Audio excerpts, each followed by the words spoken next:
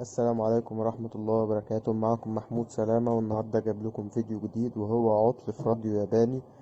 فاصل باور وفي نفس الوقت الصوت واطي. طيب دلوقتي يا جماعة هنبتدي نتبع العطل ونشوف المشكلة كانت في ايه. مبدئيا كده يا جماعة، لما وصلت الجهاز في الكهرباء ابتديت اقيس.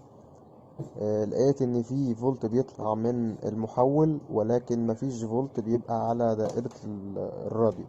زي ما حضراتكم شايفين دلوقتي هوصل الفيشة، بعد كده هقيس اطراف المحول، وبعد كده هقيس الاطراف التغذية اللي واصلة لدائرة الراديو من دائرة الباور.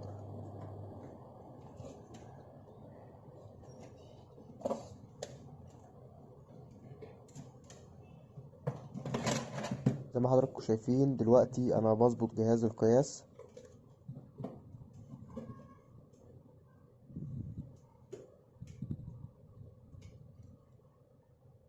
بعد كده هظبطه على الفولت المتردد حوالي 20 فولت.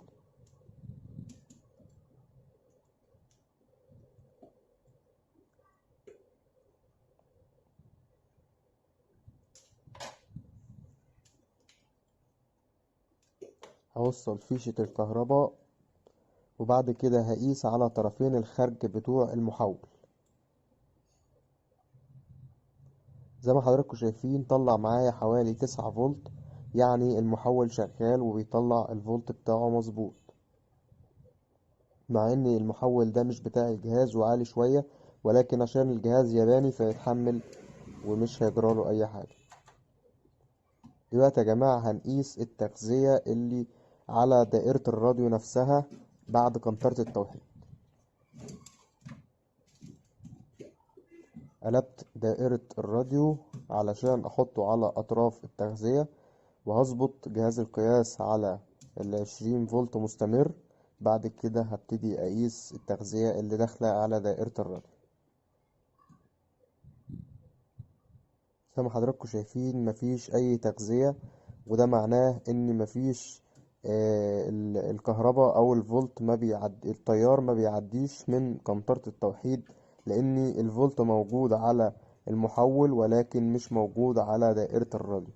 لو الفولت كان موجود ولكن ضعيف او منخفض، فمعناها ان ممكن يكون في شورت في دائرة الراديو، ولكن الفولت صفر فيعتبر مفيش فولت خالص. فدلوقتي عشان نتأكد هنفك وصلات التغذية اللي جاية من دائرة الباور،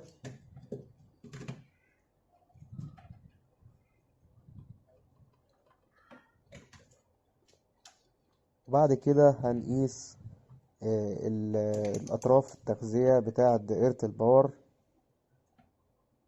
زي ما حضراتكم شايفين برضو مفيش أي فولت طالع، فكده وضحت معناها إن العطل هيكون في قنطرة التوحيد. إن دايود من الديودات اللي موجودين دول فصل، وما بقاش بيوصل التيار. وطبعا يا جماعة مفيش شورت، لأن لو في شورت كان الفولت هيقل عند أطراف المحول، ولكن المحول بيطلع 9 فولت زي ما هو، فمعناها إن مفيش شورت في قنطرة التوحيد، يعني مفيش دايود انحرق وبقى موصل.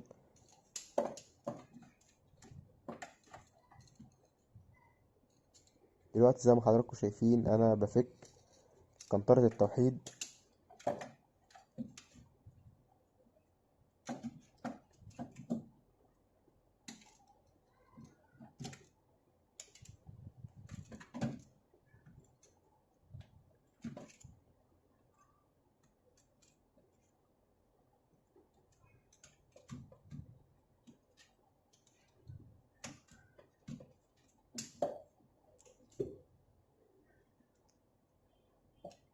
هي دي يا جماعة قنطرة التوحيد، وفيها فيوز علشان خاطر لو التيار عالي فتفصل الكهرباء عن الجهاز.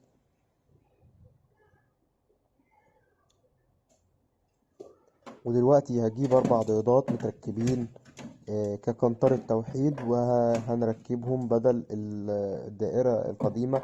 طبعا عشان ما ضيعش الوقت ما فكرتش ان انا افحص البيضات اللي محروقة واغيرها فغيرت، شلت الاربع ضيادات وجبت اربع ضيادات جداد وهركبهم. طبعا يا جماعة اعذروني على جودة التركيب، لاني انا اما بصور ما ببقاش مالك المكون او الجهاز اللي انا شغال فيه، فبحاول على قد ما اقدر ان انا اعلم الفكرة. اما موضوع التركيب باحترافية ده طبعا مع الوقت ان شاء الله تتعلمه. دلوقتي هلحم قنطرة التوحيد الجديدة. وطبعا انا كنت نزلت فيديو ايه قنطرة التوحيد وايه وظيفتها، فاللي ما يعرفش ايه وظيفة قنطرة التوحيد يراجع الفيديوهات القديمة.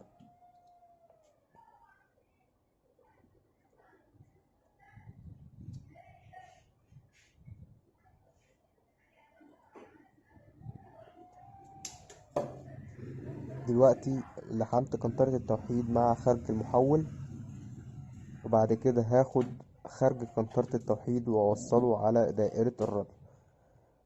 دول السلكين بتوع دائرة الباور.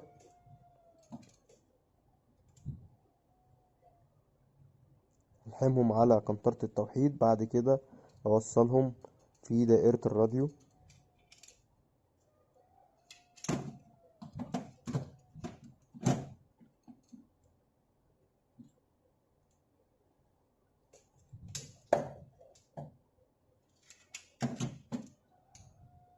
بعد كده يا جماعة هنوصل الأسلاك التغذية بتاعة دائرة الباور في الراديو، ونشوف هل المشكلة هتتحل ولا ايه. دلوقتي وصلت الجهاز في الكهرباء.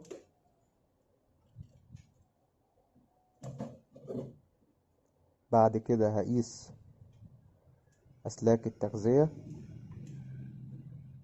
ظبطه طبعا على 20 فولت مستمر.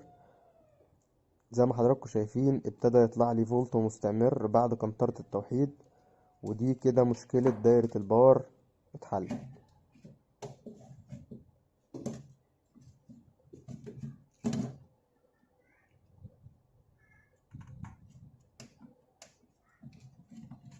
هبتدي اقلب في المحطات اشوف هل الجهاز هيجيب معايا صوت ولا ايه.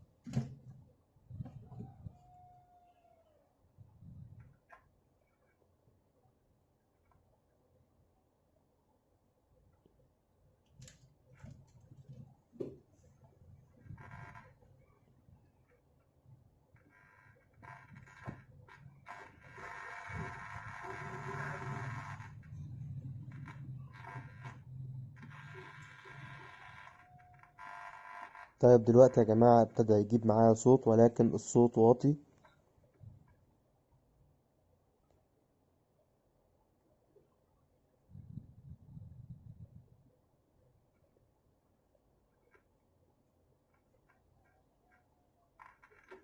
هحاول على قد ما اقدر اظبطه على محطة، ويفضل محطة القرآن الكريم لانها اشد محطة في مصر.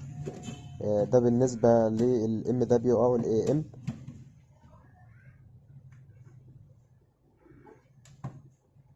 طيب دلوقتي انا عملت الاريال بالعرض، لاني لما بعمله بالعرض بيبتدي يلقط اشارة اكتر.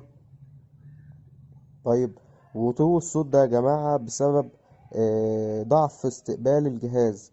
تمام، يعني مش مشكلة في اي سي الصوت او في اي حاجة تانية، لا هو كل القصة ان الجهاز فيه مشكلة في مكثفات، قصدي ملفات الفلتر. فطبعا هنعدل عليها بالمفك ونشوف هل الصوت هيظبط معانا ولا ايه. دلوقتي يا جماعة أول مكثف أنا حركته الصوت عالي معايا. وطبعا ما ينفعش أي حد يلعب في الملفات دي إلا لما بيكون محترف، أو يحاول إن هو يظبطه على محطة ويعدل على الملف. لو هو ما ظبطش معاه يرجعه على نفس الوضعية اللي هو كان عليها علشان ما يتوهش المحطات منه. وطبعا دي بتحصل كتير من غير اي لعب فيها، بيحصل فيها مشاكل.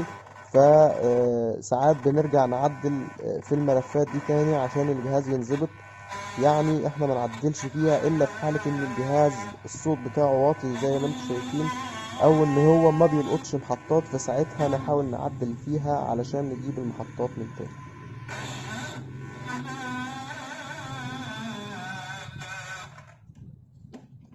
طبعا يا جماعة انا مش عايز اثبت على محطة عشان خاطر حقوق الملكية، واتمنى يكون شرح عجبكم. ما تنسوش تدعموني بشير ولايك.